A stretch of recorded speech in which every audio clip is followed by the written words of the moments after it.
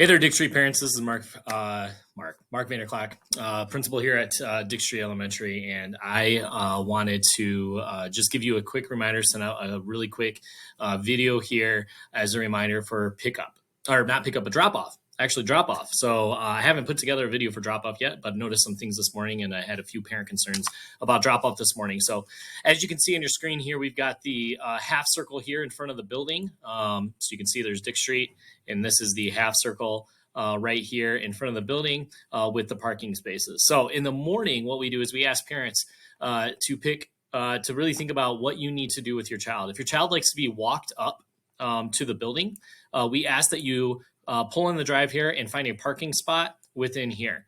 No cars in the morning should ever be parked other than for 30 seconds or less in the loop. Okay, so no cars should ever be put in park for longer than 30 seconds if they're here in the loop.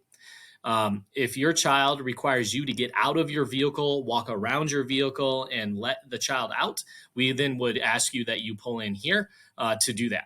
The loop is really for students to be able to pull up anywhere along here, curbside. Your student is able on their own to exit curbside and be able to hop out. And of course, we ask that before you even pull in the drive that your student is ready to go. They got a backpack in hand and they have their coat on and everything ready to go to hop out of the vehicle, curbside, not the other side, but curbside, and be able to take the sidewalk up and into the building. So again, that should be 30 seconds or less. So you'd pull up, throw your car in park, 30 seconds or less, and you're moving on your way because your kids hopped out of their vehicle, and you're able to continue on. If it takes longer than 30 seconds, so you got to get out of the vehicle to help your student get out of the vehicle, you need to put it in park and walk. You're planning on walking them up to the door like some of you do.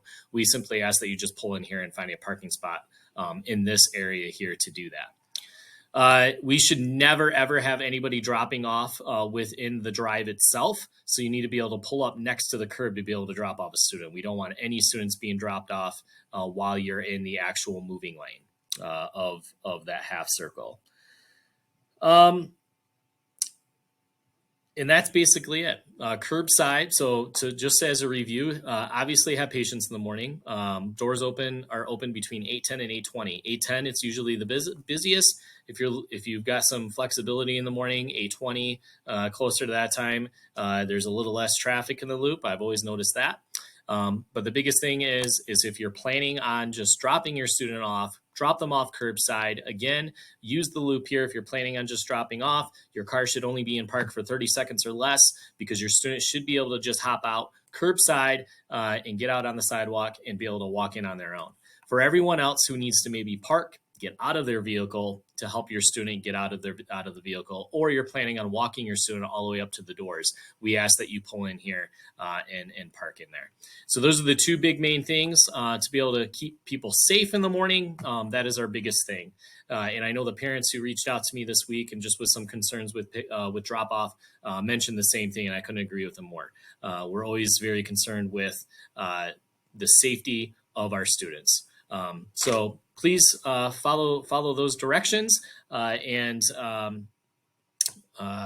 have patience. Obviously, too, in the morning, there's a lot of people being dropped off. We have 325 students, so you can imagine more than half of them are drop off, and so there's a lot of vehicles that definitely come to Dick Street in the morning. So just have that in your mind and in your mindset before you come. Make sure that you have patience.